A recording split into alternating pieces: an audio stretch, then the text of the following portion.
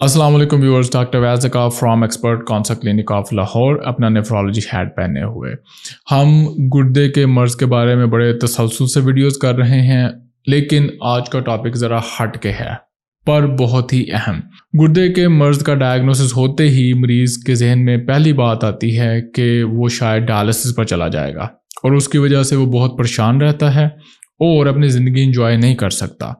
لیکن میرے پاس اس سلسلے میں خوشخبری ہے اور مجھے سمجھ نہیں آتی کہ نیفرولوجسٹ یا گردے کے مریض کے ڈاکٹر ان کو کیوں نہیں بتاتے کہ زیادہ تر گردے کے مریضوں کا ڈائلسس پر جانے کا رسک بہت ہی کم ہوتا ہے۔ تو میں آپ کو 3-4 بڑی چیزیں ایکسپلین کرنے کی کوشش کرتا ہوں۔ سب سے پہلا ہے ایج فیکٹر۔ جو بزرگ لوگ ہوتے ہیں ان کا ڈائلسس پر جانے کا رسک زیادہ کم ہوتا ہے کمپیئر ٹو نوجوان جن کا ڈائلسس پہ جانے کا رسک زیادہ ہوتا ہے۔ اس کی وجہ کیا ہے؟ پہلی وجہ کہ جو بزرگ ہیں ان کے پاس پہلے تو بہت ہی کوئی زیادہ سال زندہ رہنے کے لیے نہیں ہوتے۔ دوسری بڑی وجہ ان کے یورین میں پروٹین کم ہوتا ہے، اور تیسری وجہ کہ ان کے گردے کے کام کی خراب ہونے کی رفتار نوجوانوں سے کم ہوتی ہے۔ ان ساری وجہوں سے مل کر ان کے ڈائلسس پر جانے کے چانس بہت کم ہوتے ہیں۔ دوسری چیز جو اس سلسلے میں آپ نے سمجھنی ہے وہ ہے آپ کا rate of loss of kidney function, یعنی کہ آپ کے گردے کا مرض کتنی تیزی سے خراب ہو رہا ہے۔ نارملی ایک انسان کا گردے کا کام ہر سال 1 ملی لیٹر پر منٹ، یعنی کہ اس کا GFR 1 ملی لیٹر پر منٹ سے بھی کم سپیڈ سے خراب ہوتا ہے۔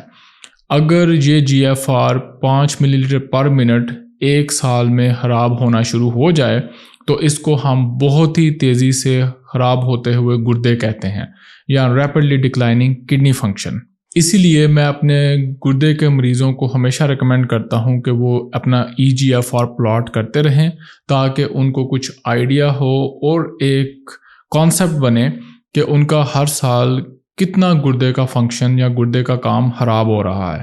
اب کچھ پیشنٹ اپنے GFR کو پلاٹ کرنے کی سینس میں بہت ہی سینسٹیو ہوتے ہیں، تو ان کو میں 2 اور کویشچنز کی طرف لے کے چلتا ہوں جن کو یوز کر کے آپ اپنے کڈنی فیلئر کو ورس ہونے کا رسک اور بھی بہتر کیلکولیٹ کر سکتے ہیں۔ اور یہ کویشچنز آپ کو اتنا بتاتی ہیں کہ آپ اگلے 2 سے 5 سال میں کب ڈائلسس پر جائیں گے اور کتنا رسک ہے آپ کے ڈائلسس کی طرف جانے کا۔ ان کویشچنز کا لنک میں نے نیچے ڈسکرپشن میں دیا ہوا ہے اور آپ خود بھی گھر ان کو یوز کر سکتے ہیں، لیکن میں پریفر کرتا ہوں کہ ان کویشچنز کو ڈاکٹر کی پریزنس میں یوز کیا جائے، کیونکہ ان کویشچنز سے جو انفارمیشن آتی ہے اس سے کافی سارے کویشچن بھی ریز ہو سکتے ہیں۔ نیکسٹ بڑا فیکٹر ہے کہ آپ ڈائلسس کب سٹارٹ کرتے ہیں۔ تو فار ایگزامپل میں نے جیسے کہا کہ اگر آپ کا EGFR 5 ملی لیٹر پر منٹ کے حساب سے گر رہا ہو تو آپ بہت ہی تیزی سے ڈائلسس کی طرف جا رہے ہیں، لیکن اس تیز سپیڈ کے باوجود بھی امیجن کریں کہ آپ کا EGFR ہے 30 اور آپ ڈائلسس سٹارٹ کرتے ہیں EGFR 5 پر جا کے، جو کہ میجورٹی آف پیشنٹس کے لیے ایک ریزنیبل نمبر ہے ٹو سٹارٹ ڈائلسس۔ تو اس میں بھی آپ کے پاس تقریباً 5 سال ہیں، یعنی کہ آپ بہت ہی بری کڈنی ڈیزیز مینیج کر کے بھی 5 سال تقریباً نکال سکتے ہیں۔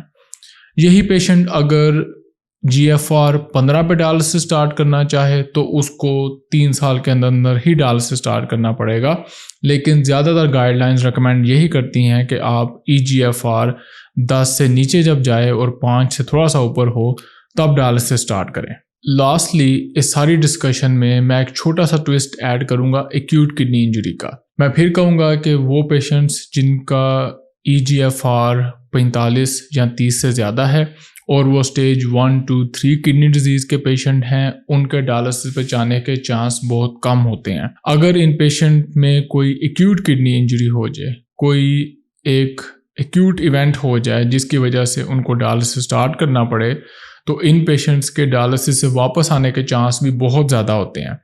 اپنی ویڈیو کا کنکلوژن میں پھر اسی بات کے ساتھ کروں گا کہ جتنا آپ اپنی کڈنی ڈیزیز کو جانیں گے اتنا ہی آپ اس کو اچھا مینیج کر سکیں گے اور اتنا ہی آپ ڈائلسس سے بچ سکیں گے۔ اپنے کامنٹس، ایکسپیرینس، اوپینین ضرور شیئر کیجیے گا۔ ڈاکٹر ویز کا، اللہ حافظ۔